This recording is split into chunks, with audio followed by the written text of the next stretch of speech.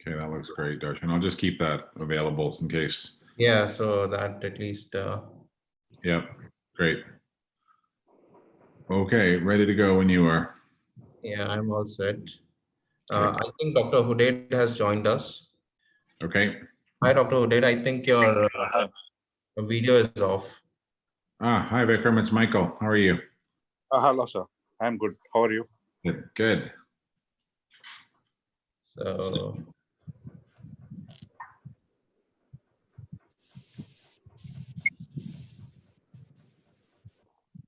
I think.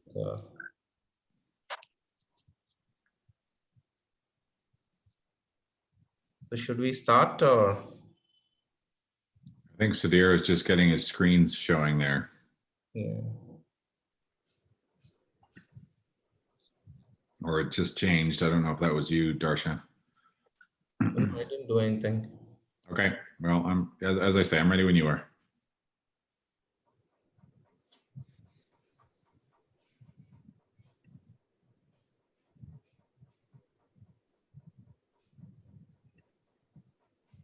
Mansi, could you help Dr. Nasli join Zoom?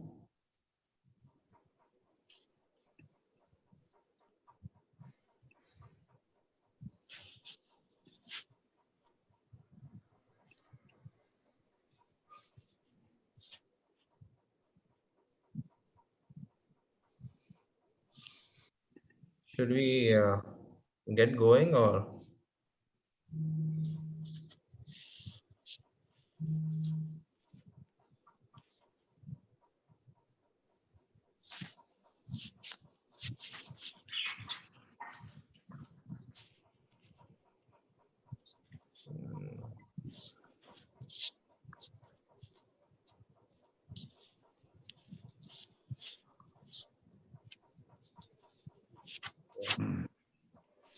Looks like you got one more joining there. Yep.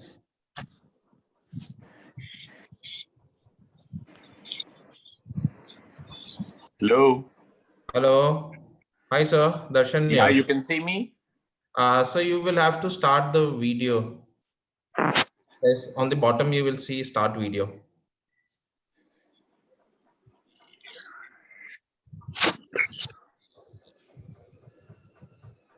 Yeah, we can see you. Okay.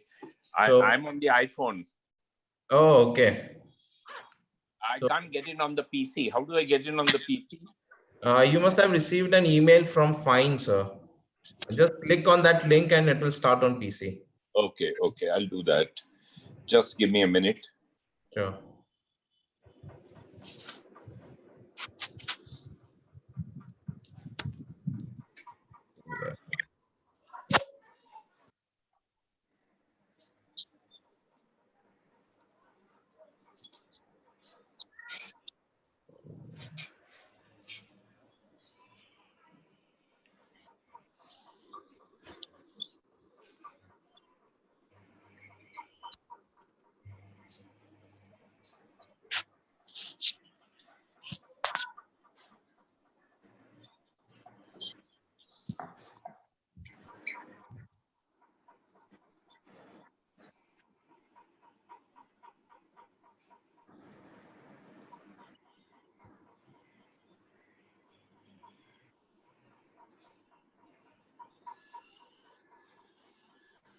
So how's the COVID thing picking up a lot there? Is there community spread there?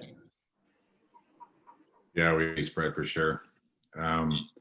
It's hard to know. I mean, you know, Darshan, I think one thing I think is the overall epidemiology is so wildly in flux, right? Because of the, you know, a lot of it depends on how much testing you're doing, and then you know how aggressively people are you know getting followed up and stuff.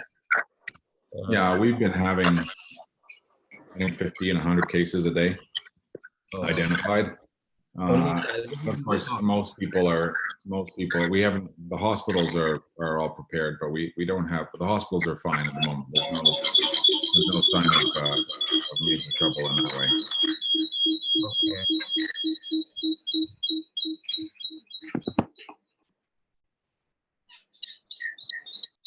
Yeah, I can see you. Yeah, you'll have to disconnect your camera.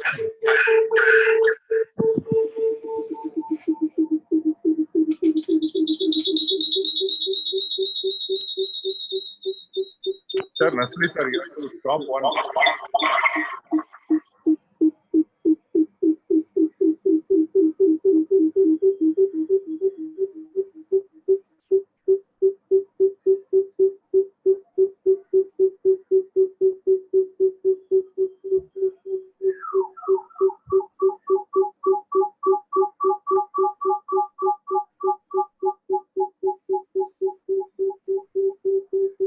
Hi, Darshan, can you hear me? Yeah, you need to on like the Hi. icon.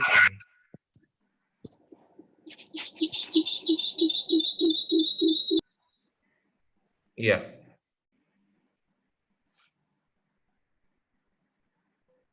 Yeah, I can hear you. yeah, Sounds good. Darshan, you can hear me? yeah. I can hear you. Okay. My picture not coming, I guess. I don't know why. You just need to start the video. Start video. There's an option in the bottom panel for starting. Okay. Yeah, yeah. Yeah, got it. Yep, Yeah. got it. Yeah, And fine. Nasli, so you need to stop the screen share. Then Stop the screen share. yeah. So now yeah, we can see. Sir, I've done that. I've done that. You've done that. Okay. Okay. So should we start now? Yep, I think Yes. I'm good. Yeah, let's start. So are we live now, Mansi? Oh, yes, sir. Yes, sir. You are. We have around 279 participants, so I think you can begin. Okay. So good evening, everyone. In continuation of the last talk with Dr. Michael Hill, there were not many Q&As which were left unanswered.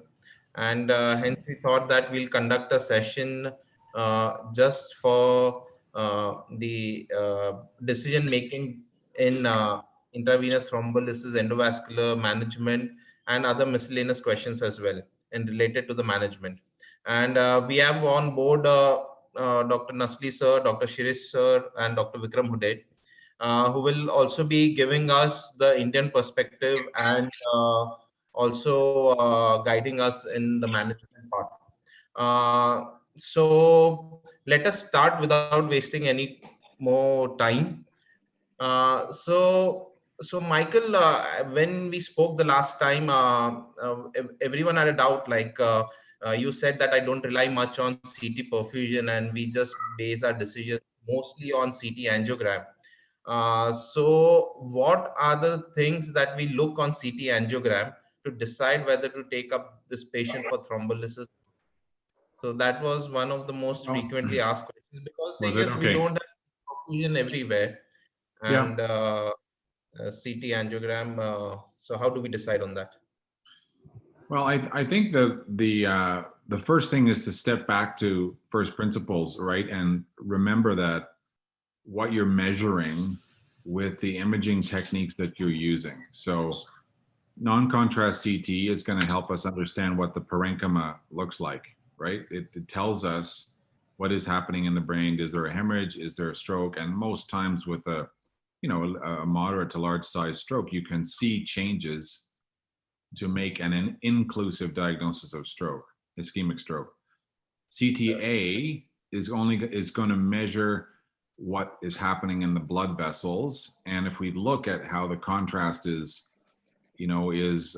going through, particularly if you use multi-phase CTA, 3 rows, you can get an estimate of what the collateral circulation is like. Right. CT perfusion is only looking at blood flow, and the biggest I think logical mistake that people do with CT perfusion is they assume that perfusion is the same as parenchyma, right? They make the assumption that if the perfusion is low, then the parenchyma is bad. And to be truthful, in many circumstances that is true, right? We know that low blood flow is going to equate with advanced stroke, but it's not always true.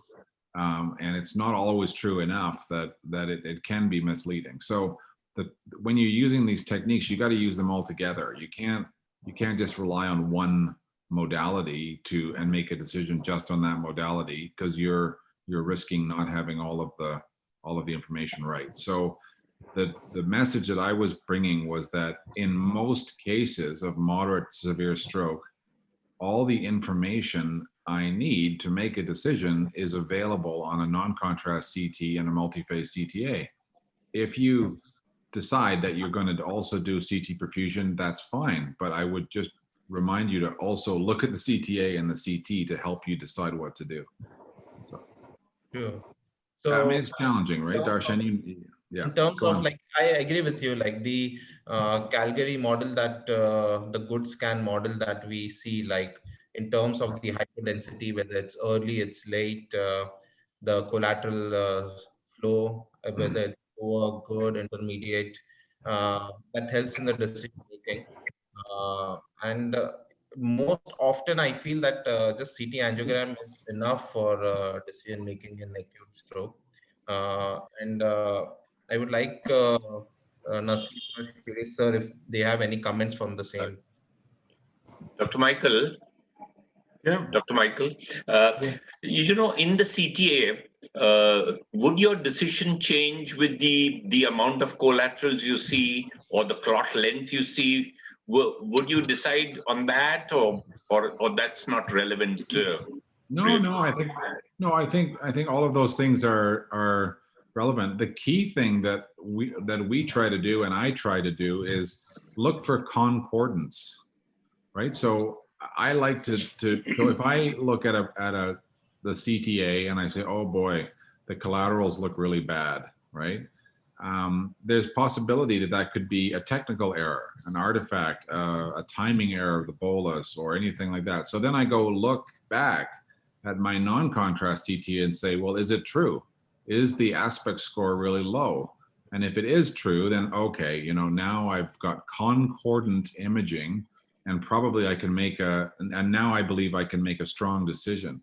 If I have discordant imaging modalities, you know, then I have to dig deeper and say, well, you know, maybe I've got a mistake in this imaging, or maybe the patient moved, or maybe I'm over interpreting the imaging, right? Maybe I do need to proceed on to CT perfusion. In terms of things like, you know, clot length, no, I don't use that at all, because that has proven to be largely irrelevant to endovascular therapy. So if we're going to go to endovascular, it doesn't matter how long the clot is. It might be a harder case. So we got to get prepared to have a more difficult or challenging experience in the angio cath lab. But no, I would just go for it. But if the clot length is very small, say just 2 millimeter, then would you just do IV, or you'd go ahead with EV? Right. So again, then I guess the decision interacts with you know, your patient. So in that, and your available resources. So if you have a very small clot length, or the clot looks to be a little bit pervious, right? You can see some contrast going into the clot. Those are characteristics which make it very likely that IV alteplase is going to work, or tenecteplase is going to work well, right? And you may not need endovascular, right? The trouble is that you don't have sort of a 99% guarantee, right? So then you end up saying, well, I've got a 50-year-old man here who's working and supporting his family, and if I don't, you know, treat him, then you know, that whole family and him and his whole family get into trouble. So yes, I hope that alteplase works, but then I still go and do an angiogram and sort it out. Right. Yeah. Yeah. Can I ask Michael a question? Michael, hi. If a patient, you know, we do have some bias towards MRI. I mean, we can do an MRI in 15, 20 minutes in our institute.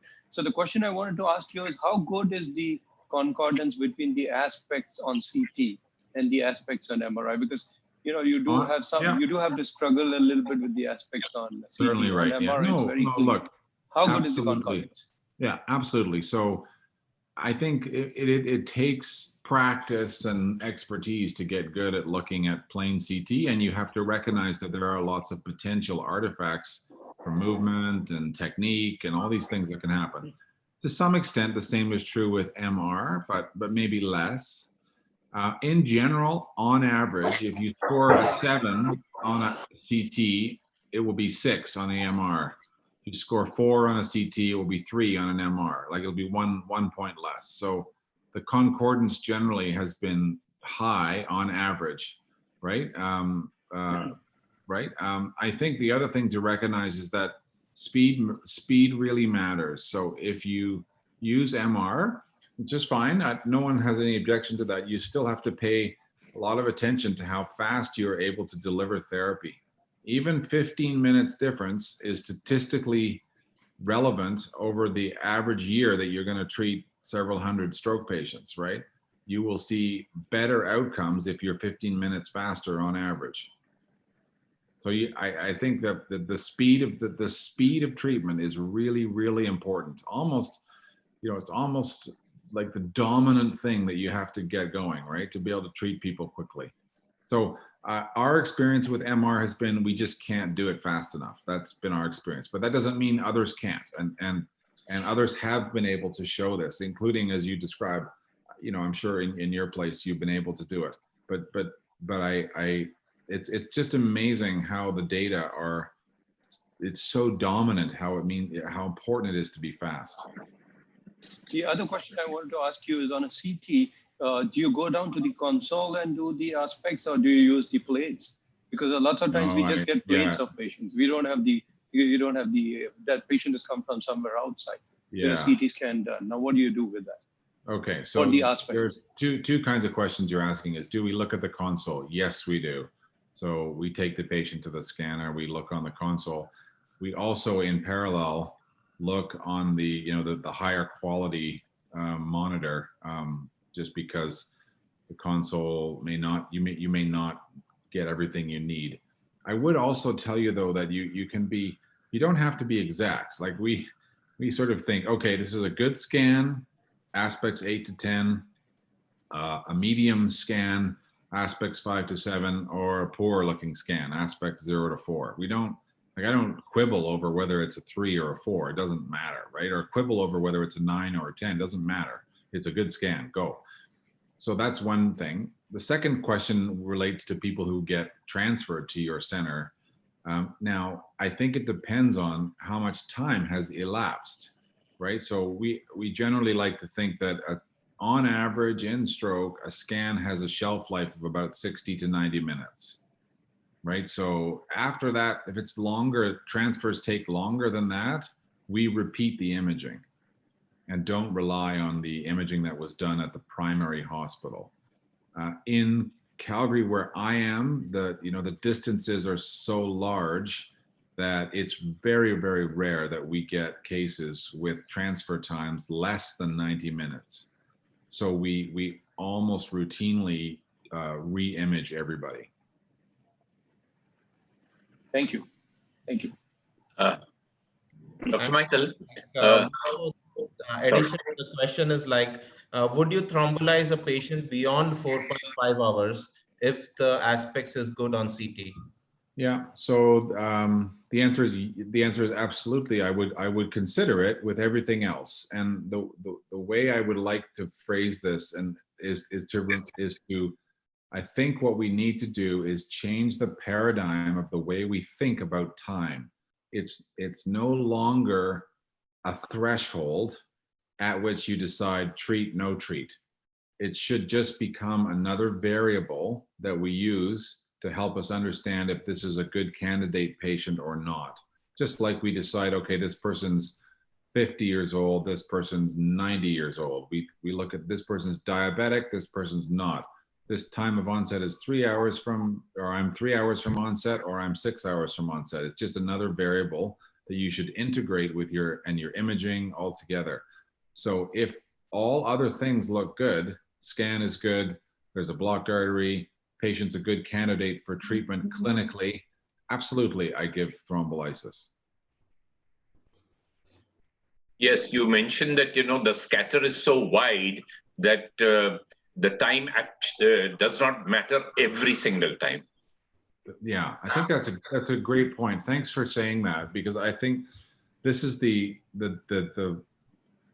I think it's the challenge of taking average clinical trial data and applying it to the individual patient. And when the variance or the scatter is small and you have a really tight sort of set of data around your average, then it works really well. When the scatter is wide and the variance is wide, which is that's our situation in stroke. We have wide variance on outcomes. So you really need to really think carefully about your individual patient. The longest I've given thrombolysis after onset is 16 hours, IV thrombolysis. Was this in the anterior circulation or in the posterior? Anterior. Mhm. Would you approach the anterior and posterior quite differently, or would I think you are obliged to, because imaging in the posterior circulation is so challenging, right? You know, because there's a lot more bony artifact from the posterior, from the bones in the the back of the skull here, right? So it's a lot harder to be confident in your imaging, and it may be that in late scenarios that, as I think it was it Vikram or Shira was saying, that MR may be the best way to go in that scenario, right? So you can understand what's going on, because you just can't see, right? You just can't tell often on a plain CT what's happening in the posterior in the posterior fossa. Sir, there is one question. Actually, in aspect, we define all the suprafrontal area into uniformly. Whether we should subdivide it into internal capsule, should be given more score, left-sided should be given more score, anything like that, or it should be uniform?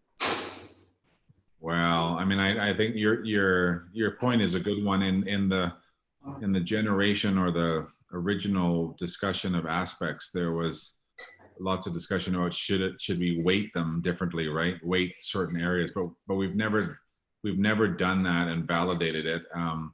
You know, it's a great research question. Should you weight things differently, and would that be useful?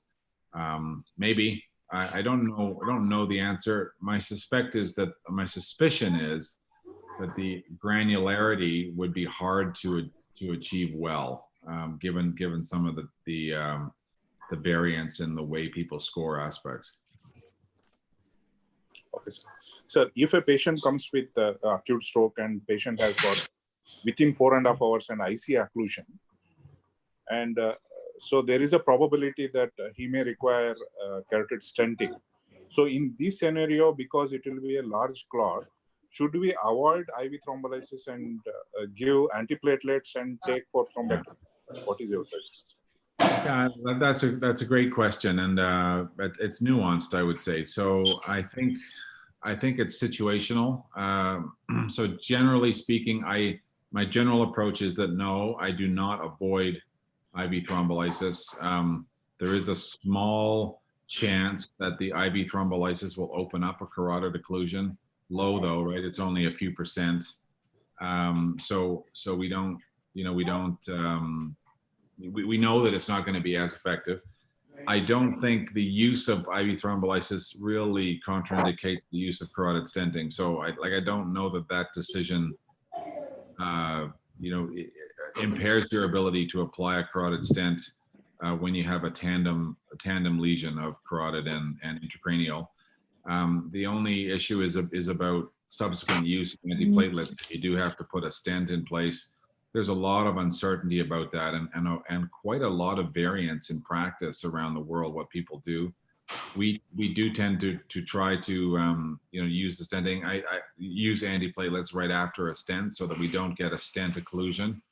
Much of we may be okay though. Like I think if you think about the sequence of events, if you do give intravenous alteplase and then you go and do a procedure and then you're ready to start antiplatelets, usually a couple hours have passed, right? And by that time, alteplase is gone. It has a 6-minute half-life. It may still have a little bit of defibrinogenating effect out to about 6 hours in most patients, but probably it's then safe to start giving antiplatelets because enough time and has passed that the drug has been metabolized. So, but there is uncertainty. We have very sparse data on this, only case series data really. And so the best and optimal choices are not clear. I wanted to ask you if you, I mean, my neurointerventionist seem to be pushing the concept that you could, within the 4.5 hour window with a large artery block, you could actually go for the mechanical thrombectomy straight away without going through the IV thrombolysis, not do the bridging.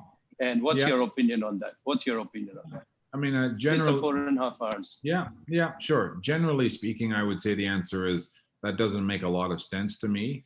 And the reasons are that only about, so the success rate of endovascular therapy is about 85%, getting a really good flow. So what are you going to do an hour and a half later when your interventionalist has not been able to open the artery? Are you going to be upset that you didn't offer a chemical therapy for the problem? Sure you will, right? If the patient was otherwise eligible. And the second thing is that I think there is some evidence from the ESCAPE trial which suggests that the drug giving thrombolysis helps clean up the small occlusions which occur during an endovascular procedure, right? That it's just not true that it's clean, right? You go up and you put a stent up there, or you're using an aspiration catheter, and it isn't clean like taking a plastic cork out of a wine bottle, right? Where there's just nothing. It's more like a 50-year-old cork, which crumbles when you try to pull it out of the wine, and you get all kinds of mess in your wine. And that is the same principle, right? You get lots of distal emboli and stuff. So it just isn't that clean. So to me, it makes sense right now. I think we are going to have some data on this because there are 3 or 4 trials going on looking at withholding therapy, withholding medical thrombolysis, so alteplase.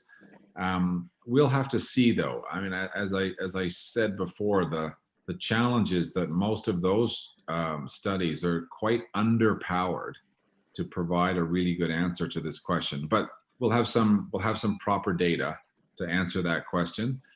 I think in clinical practice, if there's some delay in getting thrombolysis, you can get right into the cath lab right away. Just get in there, right? You can do it. The other thing I would say is you don't have to think of these things as sequential and linear. They can be done simultaneously. There's no reason, for example, that you can't hang an infusion of intravenous alteplase or give a bolus of tenecteplase in the cath lab. There's no reason you can't do that. Yeah, but does it look safe? Because I think the worry is that you give the IV and then do the thrombectomy. It's not safe, but I think it's as safe, isn't it? I don't know what you think. Yes, absolutely. I don't. If the patient is otherwise a candidate for intravenous thrombolysis, it doesn't matter that you're going to do an endovascular procedure. It's just as safe, right? There's no difference for example, in the Hermes data. There was a 4.2% risk of major intracranial hemorrhage in both arms, with and without endovascular therapy, and the baseline was IV alteplase. So there's just no difference. There's no safety benefit of withholding the medical thrombolysis. Sir, one more question I have. See, we can't do rethrombolysis for stroke or a stroke patient with recent infarcts because the blood-brain barrier will be fragile. So right. When do you think that the blood-brain barrier will heal, sir? After how many weeks? Yeah, that's a tough question. It probably varies by size of or volume of infarction, right? So, there was one really interesting study done in Boston when they were doing lots of MRI prior to medical IV thrombolysis. So early 2000s. And what they showed was that lots of patients had small, so you have for example, say you had a carotid plaque, and then the patients came with a big stroke. But often, as you know, patients have preceding TIA, and the day before, or a couple of days before the big stroke. And they showed that on MR, there were lots of patients who had small little tiny strokes, DWI hits, or even sort of little strokes, 2 cc's, 3 cc's. And if you gave thrombolysis, then it was no problem. You didn't have an increase in hemorrhage rate. So if the volume is small, it's probably fine. It's when you get into the 40, 50, 90 cc infarcts that it probably takes a long time. I don't know. It's probably several weeks, right? I don't have any data to bring to bear, only anecdotal experience that if you do endarterectomy too early, for patients who've had a moderate to large size stroke, then there's a high risk of bleeding into the stroke. So I don't know the answer. What's your experience? So that's what usually in cardiac they say in 6 to 8 weeks the myocardium will heal and scar will form. And again, restarting in a large stroke, we anticoagulation or anything, we wait for 2 weeks. So I don't know. So if we have to do endarterectomy, we wait for 4 to 6 weeks. If there is I think that's largely what we do. We wait 4 to 6 weeks for endarts. I think it's the decision about thrombolysis though is different compared to anticoagulation and carotid and endarterectomy. It's more dangerous giving thrombolysis in the setting of well-established stroke, or it's probably the same considerations as say recent intracranial surgery, right? You've disrupted everything surgically and your chances of bleeding are high. There was this Similarly, that Eric was talking about, if you recollect, Mike, where he said that the blood-brain barrier started stabilizing by 2 weeks. So if you recollect that. Yeah, I mean, I'm fairly aggressive, Darshan, about so if say a patient has a cardioembolic stroke, Right. they have atrial fibrillation just for the sake of it, and I'm fairly aggressive about starting anticoagulation early, like usually within a few days or a week. I would rarely wait 2 weeks, but I am governed by how large the infarct is. The larger the infarct, the greater the chance that we will see, a big hemorrhage into the infarct bed. Right. So I think whether we can do serial contrast studies in infarcts to see whether there is any enhancement, then we can decide whether. Right. That's that's good too. You can give contrast and see, right? I agree. Similarly, in capsular warning syndrome, where you get recurrent attacks, would you give IV thrombolysis, and when? And so many attacks have occurred. So what is your take on capsular warning syndrome? Yeah, super question. I think it's a great question because really nobody knows the answer, right? And I think so the answer is yes, because I do, because probably some proportion of patients actually have a penetrating artery occlusion.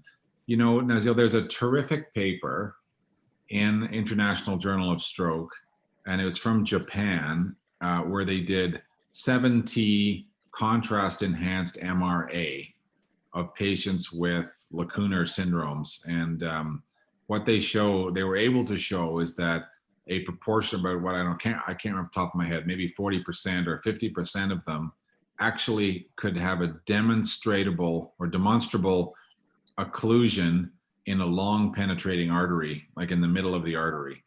And their hypothesis was that minimally, while they can't tell you whether that was lipohyalinosis, an intrinsic microatheroma, an embolus from a carotid, or an embolus from the heart, they pointed out that these penetrating arteries do get acute occlusions, resulting in this kind of syndrome. And so, but not always, right? And I'm sure many people on the call have seen capsular warning type syndromes where people get better and worse and better and worse with in 5 seconds, they get suddenly better. That has to be conduction block, right? That has to be electrical. There's no way that can be ischemia getting better that fast. At least I don't think so. So obviously, giving alteplase or tenecteplase is not going to help conduction block. So and we hope, right? But it's the usual experience is the rule of thirds. A third get better, a third stay the same, and a third get worse, right? And I don't know what to do with them either. In And continuation, similarly, Do you think? Yeah. and similarly, does IVTPA work better for a cortical artery or a penetrating artery, or there's no difference? Well, again, I don't know the answer, but I wouldn't say there's a clear difference, right? Mostly the one thing I can think we can say from the data are that the volume of thrombus matters a lot, right? To how well alteplase and tenecteplase work, right? So really large volume of thrombus, it's not good enough. It can't lyse at all, and probably things like age and how much fibrin is part of the thrombus, they probably matter, but it's been very difficult to show that. So no one's been clear. So that's why, the earlier question about length of thrombus is important, because that is one factor. It's like that's an indirect measurement of the whole overall thrombus volume. And we also know that intravenous thrombolysis works better in certain vessels, right? So if it's a carotid, it doesn't work as well, but if it's an M2 or a distal M1, that seems to be kind of a sweet spot for intravenous thrombolysis, right? One thing I was pretty much interested in this anterior and posterior circulation difference. There seem to be some data, I don't know your opinion, I need, that the posterior circulation, the IV thrombolysis does work better than what we thought. And it's less, the hemorrhagic risk is lower in the posterior circulation as compared to the anterior in large artery occlusion. And then probably the anterior circulation has better in terms of mechanical thrombectomy in a large artery occlusion. I don't know, what are you thinking? Okay, well, I think on the medical side, I suspect that's cognitive bias on our part. I mean, I've heard the same argument, right? That it's better, but I suspect it's just, how big's the thrombus and where is it? And in the posterior circulation, you got a P2 occlusion. That's like an M2. It's not that, it may work better. I don't know. On the endovascular side, I mean, there is one clear technical difference, and that is that in the anterior circulation, you can use flow arrest, right? You can put a balloon guide catheter in the carotid, stop the flow, use a combination of aspiration and stent retriever, and you have much better control over the circulation. You can't do that in the posterior circulation. And so there are, I think, clear technical differences in what you can do in each circulation. And the other thing I would say is that the prevalence of intracranial disease as a cause of, in the fourth segment of the vert or the mid-basilar, the prevalence of that as a cause of stroke is much higher, right? Whereas in the anterior circulation, we have a lot of, yes, we have intracranial disease, right, all over the world, but we do have a lot of arteroembolic stroke from the carotid and cardioembolic stroke, right? So we have a slightly different types of conditions, some of which are perhaps really amenable to endovascular. So I do think there are some differences on the endovascular side between the two circulations. Michael, thank you. I'm predominantly interested in neuro-otology, so I want to know what is your experience? Are posterior circulation strokes as a group, do they come in for thrombolysis later? Because whether it's cortical blindness or whether it is vertigo or whether it is diplopia, they often are not thought to be stroke till late. So do you find the time window different? Well, I think you may well be right, but I suspect that it's governed by local practice and local understanding. So I think in Calgary, I don't think that's true. I think we see posterior and anterior circulation just the same. I do appreciate though that what you're saying is likely right, in the sense that a lot of times a patient with a cerebellar stroke is diagnosed as peripheral vertigo and sent home and that kind of thing. And we definitely see those kind of late presentations because people have missed the diagnosis. But if you ask the patient, they showed up in 2 hours, right? And they were there and they emerged, but the other physician, so they might get referred to us in neurology late, but I think the patients often show up plenty of time. I mean, they realize that there's something going wrong, and they come. At least that's been my experience. So I think the bias may be actually that we need to educate our, internists, family docs, emergency physicians to be, to have a better understanding of suspicion for posterior circulation stroke. How often have you thrombolized a patient who's come with only vertigo? The MRI is normal, his MRI angio is normal, and only on the basis of the HINTS protocol, you say that this is not vestibular neuritis? I've never done that. Okay, Never done that. I've done it in only one patient, and it is I mean, it's always a little scary because patient has It is scary. Yeah, I think I've increasingly been, I agree with the approach in general, that I would say that the most of the time you will regret not offering thrombolysis, because you'll realize the next day that it's a stroke on the MR or something like that, right? So, and that's true in multiple scenarios, including the one that you just described. And that's because the prevalence statistically of stroke is so high. So when people come with acute neurological presentations, the probability that it's a stroke is extremely high, even just walking in the door, right? Simply because stroke is so prevalent, right?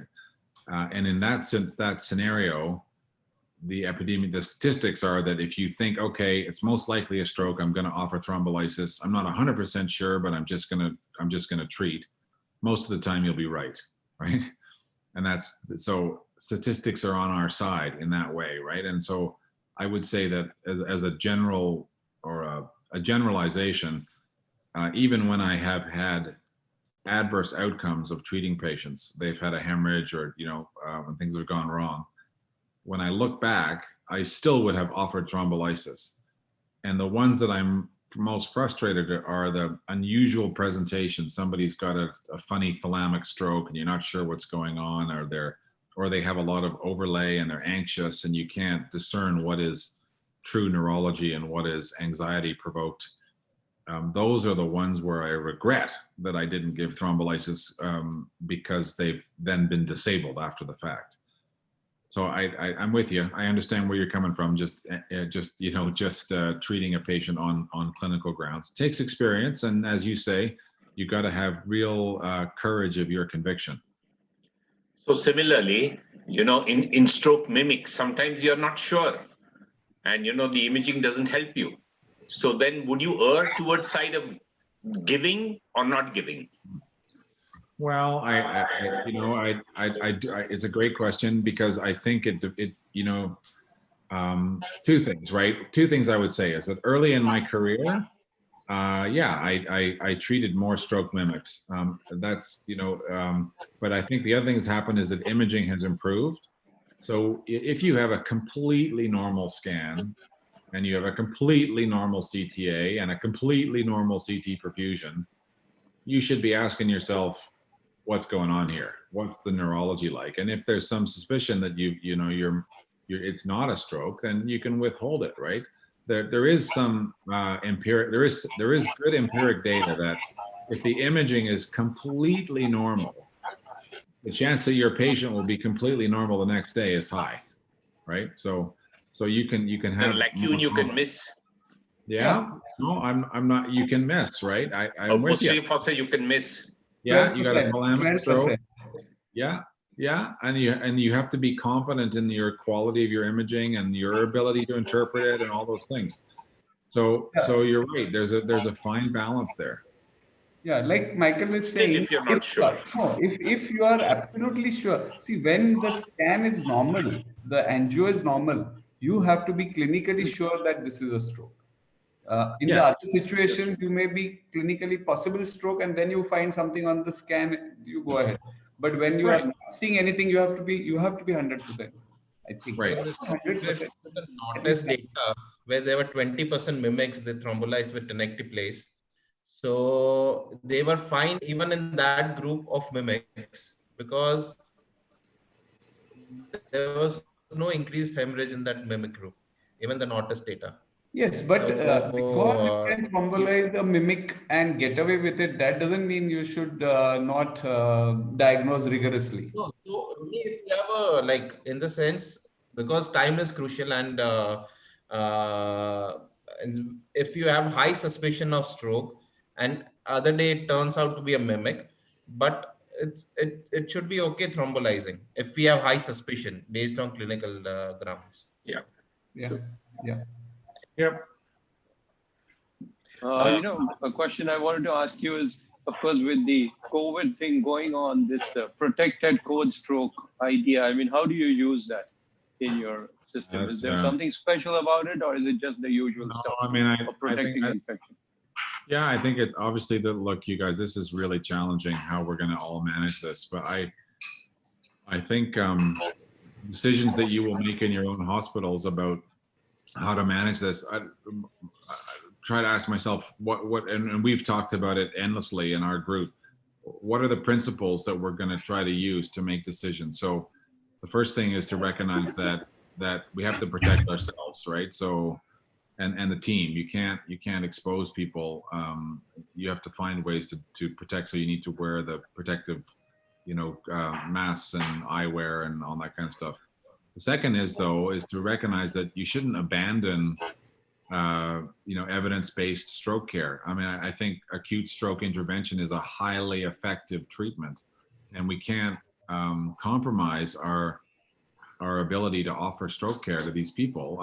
People are going to continue to have strokes with and without having COVID-19, right? So I think that's the other thing.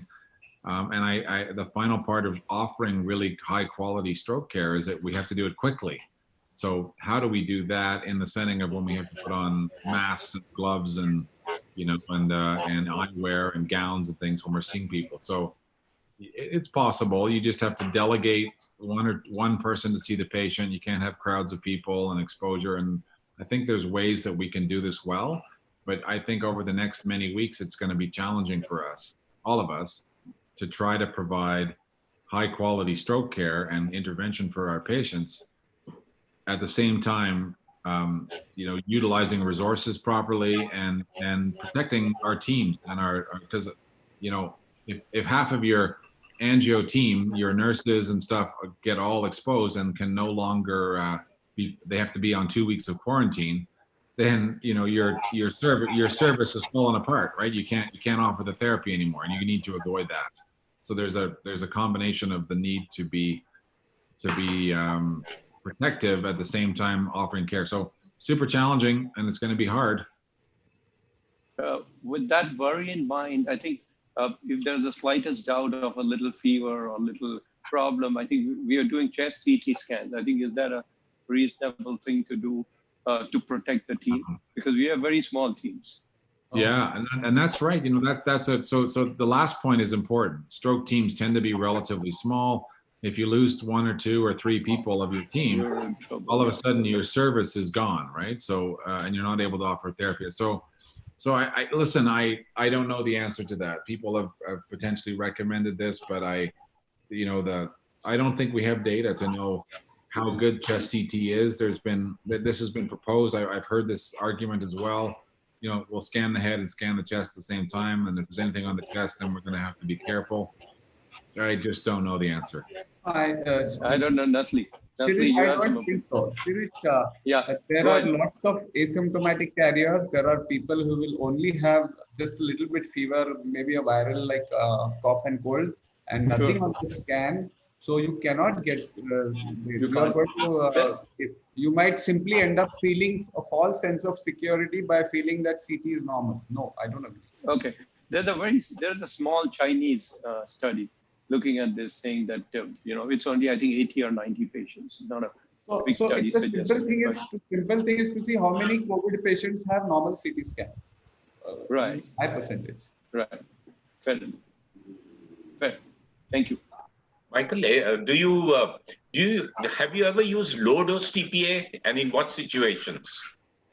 Yeah, Darshan, you'll remember in our rounds we had lots of arguments about this with a couple of our team members being pretty keen on it and others less. No, personally, I don't. I think that the data are not really there. But I would qualify that statement by saying that the the um, the true pharmacological information on efficacy and dosing is actually rather poor. And so, probably, the French used to use 0.7 for a long time. All of France was using 0.7 per kilo well before ECAS2 and all those things were coming out. They were using this sort of middle dose. Other people have used 0.8.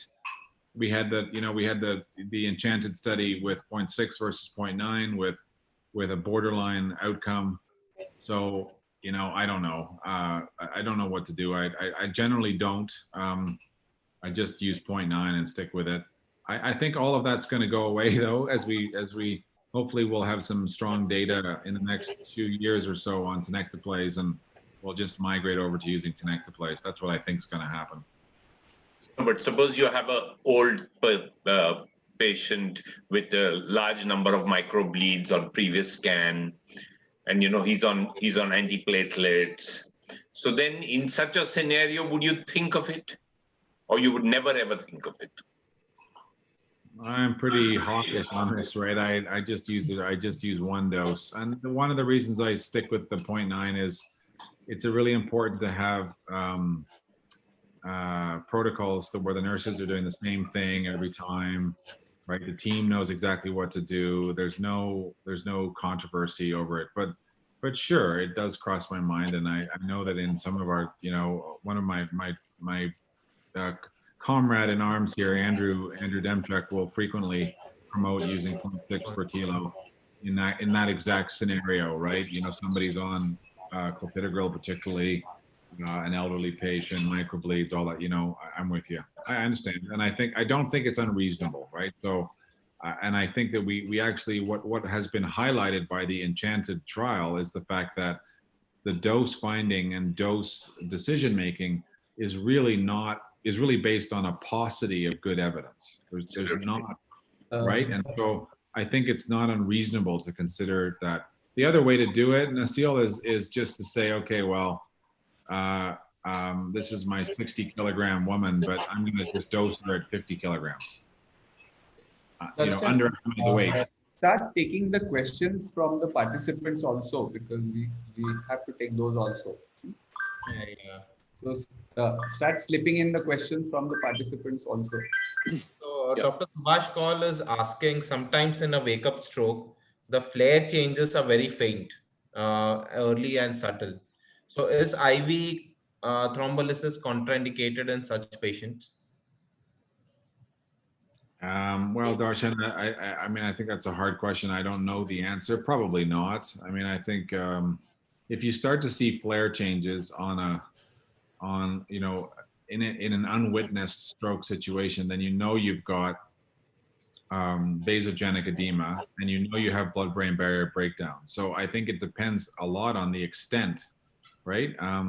Remember that in the wake-up trial, those kind of patients were excluded. So the amount of data we have is like a randomized data anyway. In the scenario that is being described is low. We don't really know, but we have to be careful. All that we had earlier discussion this evening for you about the idea that the risk of offering anticoagulation or thrombolysis depends, and blood-brain barrier breakdown is going to depend on the volume of damaged tissue. So if there's a high volume of damaged tissue on flare, it's probably risky. Right. Michael, how would you prevent and treat symptomatic ICH? Well, you can't. I mean, what the hard challenge, right, Nazli, is that I think so much of symptomatic hemorrhage after thrombolysis is random. Like you can't.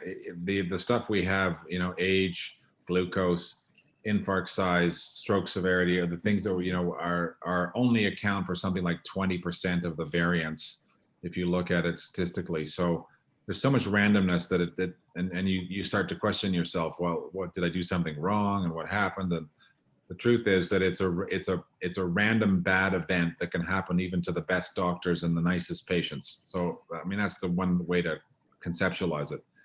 In terms of treatments, I think it's challenging. If you recognize it early, then there may be some things you can do, right? There is a concentrated fibrinogen product, right? It's called, what's it called now? I can't remember in our place, but I mean, we used to give cryoprecipitate, but it's too slow. So now there's a concentrated version you can give very quickly, and that may be helpful because many of these patients may have essentially a defibrinogenated state, right, from alteplase, and that may be helpful. And then other than that, it becomes a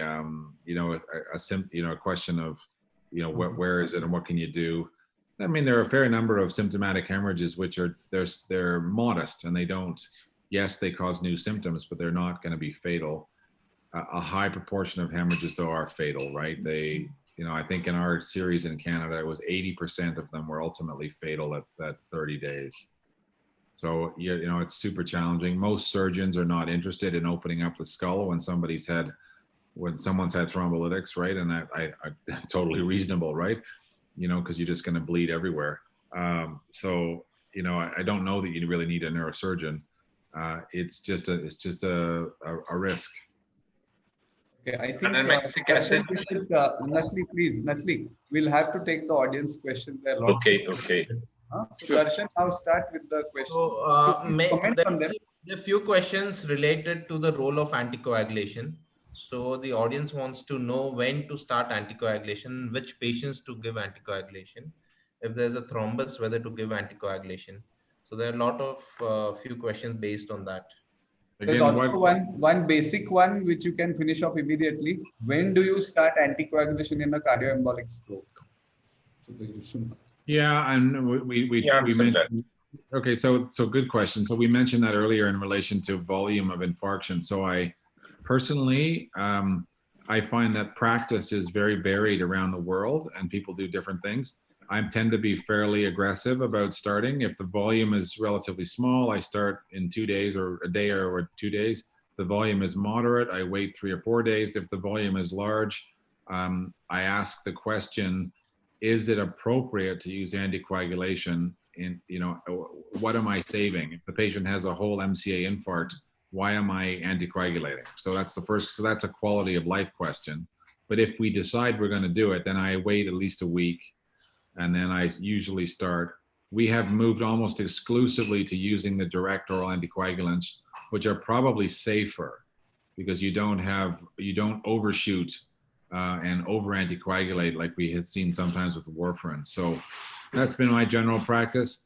Some of my colleagues will wait 2 weeks or even longer before they start. And I don't know the best answer to this. The risk of recurrent stroke appears to be relatively small, so that's probably why we get away with waiting 2 or 3 weeks, right? We don't have a lot of early recurrent stroke, and that's part of the epidemiology of why it's okay. On the other hand, why, if you're going to anticoagulate, what are you trying to do? You're trying to prevent early recurrent stroke. So I figure we might as well do it reasonably early as long as it's safe, and it appears to be. Just a related question.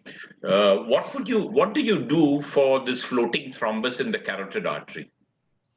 So the only, in the acute setting, the only time I ever use intravenous unfractionated heparin is when I have non-occlusive thrombus, just like you're describing, in either the carotid or in Canada, we often you can see that situation in the vert as well, proximally. So that's the only time I use IV heparin.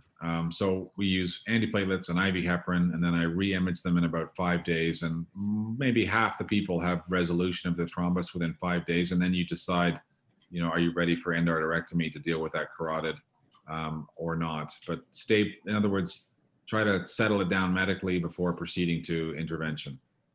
I think you had answered this last time, but if somebody comes with a TIA, no power is completely normal, and you do the angio and it shows an M1 occlusion or a severe stenosis, what will you do? What do we do? Well, I go mostly, it's a great question. Mostly what we do is go clinically. So if the patient is all better, then try not to treat them medically and try not to intervene. But we do admit them to hospital, and we watch them very closely so that if they do deteriorate, then they're right there and we're ready to intervene if needed endovascularly. But if someone's all better, they have no, NIH is now 0, and they've got an M1 occlusion, I don't intervene, right? You would give double antiplatelet?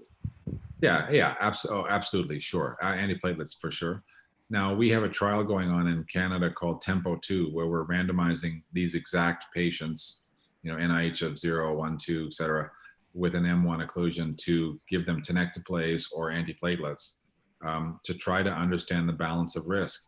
And it's important to realize that we've enrolled 470 patients in that study now around the world, and there's still a 2% hemorrhage rate, major hemorrhage rate. So it's not, most people are going to be fine, but it's not it's not a zero-sum game. We have to understand what the balance is, risk and benefit. Somebody's asking, would you thrombolize a lateral medullary syndrome, and how's the outcome? Oh, absolutely. If you have it, they can be so disabling, right? And that if you're doing neurootology, it's they can be very severely affected and disabled. So if we get them, absolutely. I do find though that if the vertebral artery is occluded as the cause, the thrombolysis is not super effective, and often you need endovascular treatment. If it's an embolus to the pica, then it can work. And if you have to get them early, you have to get it early, right? You have to treat them early and fast. Is an intracranial aneurysm, which is asymptomatic, in terms of thrombolysis, what's your take on that? Don't worry about it. Go ahead, no matter what size. Doesn't, I mean, as long as you're certain that, so do remember that, a large aneurysm, a giant aneurysm, and you have ischemia in that same distribution, it could be that the aneurysm is symptomatic and it's the cause of the ischemia. Right. But in a setting where you think you have an asymptomatic, unrelated aneurysm, don't worry about it. Like it's very unlikely to be relevant, right? But I have certainly seen examples where two types of things, right? Where we've had a giant aneurysm with thrombus in the MCA that has embolized distally. I've seen that. I've also, you've seen situations also, someone has dolichoectatic fusiform aneurysms, often in the posterior circulation. They become symptomatic and present with ischemia. And then you're challenged because you have an unstable aneurysm as the cause of the ischemia. And why would an aneurysm start to clot? Usually because it's leaking. And so giving thrombolysis in that situation might be a particularly bad idea. But as you point out, we have to distinguish between a truly, you've got a contralateral, 2 or 10 millimeter MCA bifurcation aneurysm and a stroke on the left and a stroke on the right. Well, don't worry about it, just treat. What is your approach to dissection, intracranial and extracranial? So extracranial dissection as a cause of acute stroke it's common in young people, and certainly it's far more common than intracranial dissection. And so I think we treat them just like any other situation. The first thing to ask, of course, is what's happening in the aorta. So make sure that your carotid dissection is not an extension of an aortic dissection, and don't be fooled by patients who do not have chest pain. Some patients will present without chest pain or back pain, and they have an aortic dissection. So be careful about that, because giving those patients thrombolysis invariably results in death, right? Because you will dissect down into the heart, you get tamponade. But spontaneous carotid dissection most commonly occurs at the skull base, right? It's often associated with trauma. And the issue then is usually not the carotid, it's the intracranial occlusion from an embolus that's come from there. So we treat it the same way. No difference. The one thing I would say about the endovascular approach though is we try not to stent. And the reason is that most carotids will heal if given enough time. Now, sometimes you are forced to stent because of the nature of the circulation, or you just have no flow, and you can't get there, and you may be forced to put in a carotid stent. But I would say in general, we try to avoid carotid stenting in those cases. Now, vertebral artery dissection, also common, and you know, Sudhir, you're asking again, neurootology, you'll see a lot of patients with vert dissections as a cause. Much more challenging, I think. We don't have good stents for the vertebral artery, and often the dissection is in the third segment and completely occludes the artery, and you have nowhere to go, and so that is challenging. And then, of course, the last question about intracranial, I think in the posterior circulation, most often it's a third segment vertebral dissection which extends into the fourth segment. And the worry, of course, then is that if you have pseudoaneurysm formation, you could get you could get hemorrhage, subarachnoid hemorrhage. I've seen that a few times, not very often, but I've seen spontaneous vert dissections, you know, with then a nasty pseudoaneurysm in the fourth segment, rupture, and patients die, and there's just nothing you can do about it. There's no way. The only solution is to sacrifice the vert. So you sacrifice the vert proximally, either surgically or with coils. Intracranially, I've only convincingly seen carotid, like petrous carotid or middle cerebral artery dissection, maybe a handful of times. It's just not super common. And so it's such a rare condition. I think, you know, it's a case-by-case decision making. It is not very common. It's much more likely you would have, for example, dissected atherosclerotic plaque, right? Or which is just like a plaque rupture, right? You know, it's less likely that you would have primary vessel, intracranial vessel dissection. Now it does happen. It clearly happens because it's known pathologically, but it's just so rare that that you know, you're going to be forced. First you'll have a challenge making the diagnosis, right? For an MCA dissection, and then what to do about it becomes a puzzle, right?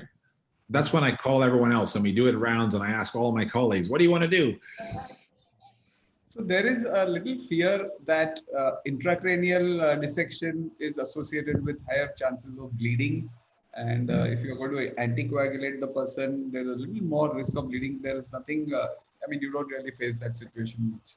Well, I mean, I think that's probably true, because if the dissection has resulted in a pseudoaneurysm formation, then there's going to be risk of bleeding. And of course, the problem is that not that anticoagulation causes bleeding, it's that if there is bleeding, that it's going to be a lot worse, because you have now interfered with the clotting mechanisms, right, that are holding things together. So absolutely, I think that's a real risk. And I don't think it's necessarily resolvable. Darshan, you can take that. So supposedly, if someone has a concurrent myocardial infarction with stroke, so what do you do in that? And if supposedly that stroke is out of window, do you still thrombolize from the cardiac point of view or not? Right. Well, I think the first thing is, you have to make the diagnosis, right? So sometimes it's clinically obvious, but I've certainly seen scenarios where a patient had a heart attack and then had a right temporal lobe stroke, and the cardiologist team has been completely unaware that there was a stroke, right? They've failed to recognize the neglect, and then they've thrombolized and the patient has had hemorrhage. I've certainly seen that. So that's the first thing, recognize it. If you recognize it, then I think all the usual considerations apply, right? You have to consider each situation independently. If this patient was not having a heart attack and they had a stroke, and you see it, and this is how the scan looks, are they a candidate for thrombolysis? Yes or no? And if the answer is yes, then you can be confident that if they're also a candidate for thrombolysis for myocardial infarction, you can offer them, you can treat both. I think the other thing to think about is, the balance of, okay, well, this one's got an M1 occlusion and they've got an LAD occlusion. Who gets to go to cath lab first, right? That kind of thing. And so obviously decision making will be a lot dependent on the severity of the situation in each case, right? A parallel situation I have definitely seen is a patient presenting with both pulmonary embolus and stroke, particularly often because they have an ASD or a PFO, and the pulmonary embolus has resulted in increased right-sided pressures, and then they've had a true paradoxical embolus and stroke. And in that situation, it's been really, really great to give them thrombolysis because you're treating both problems. And I've seen the stroke get better and the oxygen saturation get better over an hour giving intravenous thrombolysis, and that's been very gratifying. I have a question, if I could.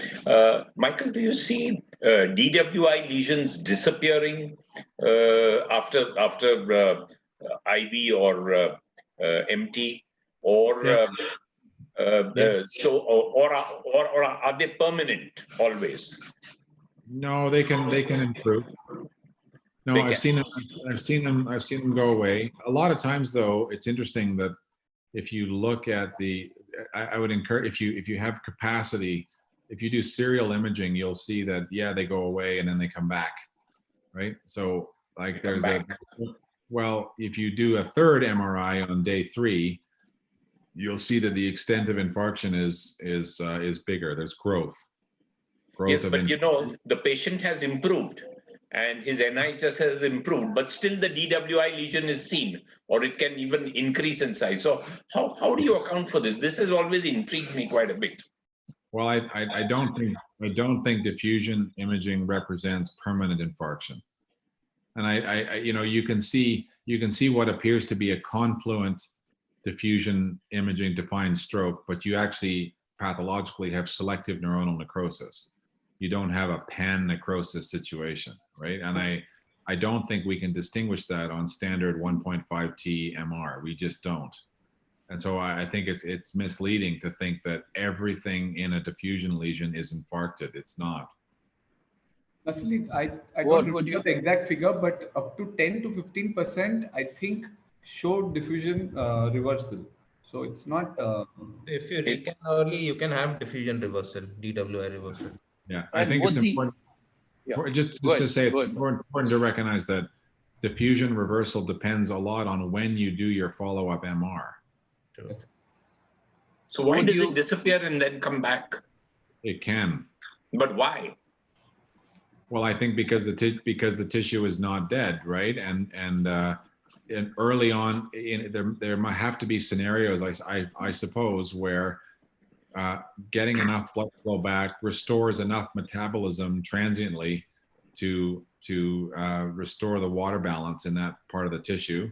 You image right then, but it turns out the tissue is fatally injured and ultimately goes on to have death. Maybe it's apoptotic death rather than early pan necrosis.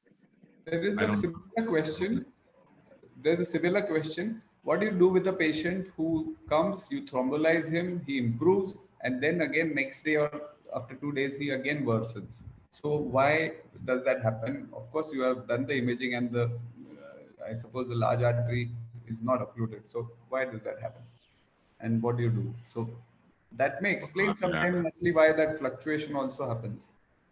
Well, I think one thing to think about is you need to start again, make the diagnosis again, right? So make sure that your arterial circulation hasn't, it hasn't changed. People re-embolize, right? So they have recurrence. So that's number one. And if that's not the case, then I would say most often that is why those things occur. People re-embolize or have recurrent stroke. The other thing to recognize is that the degree of symptomatology can sometimes be governed by just a small evolution of infarction, right? Like a small bit of tissue, which is you have, particularly in the right hemisphere, right? Your parietal temporal region, it can be relatively silent clinically. If you're anterolateral and inferior to the motor strip, you don't have much motor symptoms. You've got neglect, but it can be, the patient can look quite well. And then a little bit, like 1 centimeter farther back, and they pick off their motor strip and they get a lot worse. So, the amount of tissue that's required to make someone clinically worse depends a lot on the neurology, right? Sure. One more question is, if supposedly a patient is on antiplatelet therapy, develops a recurrent stroke, so would you change the antiplatelet during the second stroke, or? So is the answer, the question is there a failure, right? Is there so-called treatment failure? So let me tell you a little anecdote about this, because this is interesting, right? This is about, to some extent, this is about marketing. So when Sanofi was marketing Plavix, they first marketed it for cardiac disease and particularly for peripheral disease. Their marketing campaign was all about aspirin failure, because they had the Capri trial, which suggested that clopidogrel was a little bit better than aspirin. And so they did a massive marketing campaign to get people to think about this concept. Oh, it's an aspirin failure, switch to Plavix, right? And that marketing campaign was not based on science. It was based on marketing, right? It was getting people to adopt a cognitive paradigm of saying, okay, well, if you have a stroke on aspirin, that means the aspirin failed and you should move to another drug. But step back and think about that.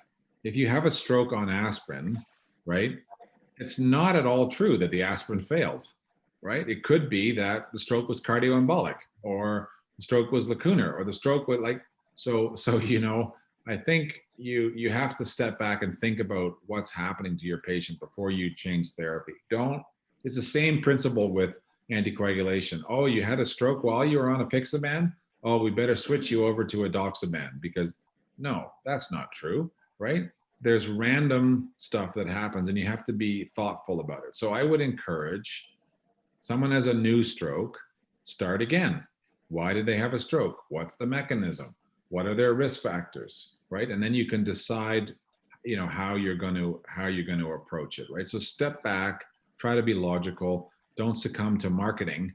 And you will all admit, I think if you think about how people practice, that marketing campaign by Sanofi has had amazing influence all over the world. It was as a study, and if you were a student of marketing, you would study Sanofi, right?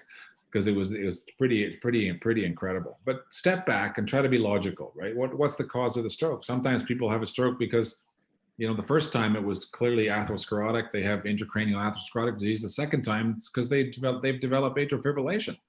And so the solution is not to change them from aspirin to clopidogrel or ticagrelor or something. It's actually to anticoagulate them. I think so do you believe in this? The people who learned from the Sanofi were the dopamine agonist guys. Anyway, go ahead. Yeah, same principle with Depronil. Yeah, exactly. Yeah. So do you believe in this aspirin resistance thing, and do you do these in vitro testing for aspirin resistance and clopidogrel resistance, or is it all bullshit? Okay. So I absolutely believe that, and it's true. If you think, again, step back, look at all medicines that we use in any field in medicine. People have different biology and they respond differently to drugs. So I absolutely believe that some people are going to be genetically or in some way resistant to aspirin, and some are resistant to clopidogrel, and some are going to be resistant to ticagrelor, right? Because their particular receptors are not on their platelets are not going to be amenable. So absolutely, it's likely, to me, it makes good sense. It's likely to be true. The biggest challenge we have is that measurement of platelet function has been so inconsistent. So platelet aggregometry at the bedside or in vitro has been so poor that it doesn't seem to predict clinical outcomes. And so I don't know what to do with that. So no, I don't measure it, but I recognize that it's probably true. I mean, I think the best study to argue this is from the Chance group. If you look, I think it's in JAMA Neurology. There's a terrific article where they looked at the patients in Chance. They're all Chinese, and as you know, it's thought that there's about a 30% prevalence of one variant of the CYP gene, such that clopidogrel doesn't get metabolized in that population. And they showed that and they did all the genetics and on a, like, I don't know how many hundreds it was, but a subset of the Chance trial. And they showed that there was a clear pharmacogenomic interaction between clopidogrel and the genetic type of the patient, so that if you had that particular allele, you had no benefit from taking Plavix, and all of the benefit and chance was in the 70% of the population that didn't have that allele. And so that's a great example of the interaction. And I'm sure that those things are, there's probably something like that in aspirin. It's probably polygenetic and you can't identify it as easily, and probably the same with other drugs as well. So I think it's very likely to be true. The problem is we don't really have a clinical way to resolve it, because tests, all these tests, that are touted for platelet stuff are, as you said, bullshit. So there's a question from Dr. Kishore Shetty. So when would you stop at thrombolysis and not proceed with thrombectomy? A patient improves dramatically and shows partial recanalization on follow-up CTA. So would you still go ahead with DSA and thrombectomy, or would you stop there? I would say that most times, I think it's governed by your scenario, but most times in Calgary, we would proceed on to angiography simply because our team is totally geared up to do it very quickly. So we move quickly. The second is that clinical improvement after offering thrombolysis is variable, and it doesn't always correlate with early reperfusion. So I like to be certain what's going on. If you have a scenario like you've described, where you treat somebody, thrombolyze them, and then you repeat their CTA because they've improved, and you understand what's going on in the circulation, then sure, I think you can make a decision not to proceed because the artery is now open or partially open. You have to be careful. A partially open artery can reclose, so you need to watch your patient carefully. And I think that there's a judgment about, there's going to be a judgment about, well, how open is it? I mean, if it's, you got a 90% occlusion on the CTA, then I go to the angio and open it. If it's, now it's all widely open and you've got a little bit of residual thrombus, then sure, that's a good example of a successful thrombolysis, and there's no need to go to EVT. So I think you can use your judgment on those in that kind of situation. All right. There's one more question. There was this patient, seen with initial diffusion negative acute MCA stroke with an IHSS 11 and right ICA occlusion. Though the diffusion is negative, ICA occlusion and IHSS 11 went for thrombectomy, and it worked really well for them. So is it do you see that with no diffusion hits on MRI and still ICA occlusion and 3 hours into stroke, or is it some other? Sure, perfect case, right? I mean, if you got that's a great case for intervention, right? You've got a clinical deficit, you got a blocked artery, you don't have any damage on the scan, go quickly. That's the one you can save, right? Absolutely. And sure, it can happen. It depends on the degree of collateral flow and the susceptibility to infarction. Right. I think Darshan, take the last question now. We can't just keep on. I think we could go on asking him questions for a month and people will not be happy. So one more question is, some people progress slowly and you thrombolize them late too and it works. So what are your comments on that? So I think there's certainly, I think the degree of, so one interesting thing is, right, there's been a fair amount of discussion in the literature about people who are so-called fast progressors and slow progressors. I mean, it's a sort of empirical pigeonholing that you see, and it almost certainly relates to the degree of collateral circulation that a given patient has, right? I would tell you, though, that interestingly, in the original, if you go back to the original papers on perfusion imaging with PET, it's really not really linear. It's a sigmoid curve, right? And so probably it's much more threshold based, that if your perfusion is above a certain threshold, then brain can be preserved. It may not be functional, can't hold can't generate an action potential, but it doesn't go on to die rapidly. So in that scenario, those are absolutely ideal patients to treat. And as you point out in the question, many patients can be treated quite late from onset. Now, statistically, if you take a population of 1,000 strokes, it's only going to be a small number of patients who have that perfect, kind of threshold where they're hemiplegic, but the brain isn't actually dead for many, many, many hours. Most people, it's not true, right? The majority need to be treated quickly, which is why we have the time curves that we have, right? That speed is relevant. But the challenge is that it's a small percentage, maybe it's 5% or it's 10% of, I don't know the numbers, but it's a small percentage of patients. But if you can treat them, you want to offer them, you want to identify them and find them. So it's challenging, right? But stroke appears to be very, I think, as we said at the very beginning, there's such a high variance around how an individual patient progresses that you have to be vigilant, and you have to look at your clinical scenario and your imaging and try to make these judgments. It's not easy.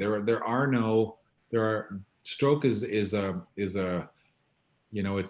making decisions in acute stroke is going to be so much governed by your judgment and experience. It's going to be super challenging to get and teach emergency physicians and young residents and stuff and young interns and things because there are no simple rules. It just isn't simple.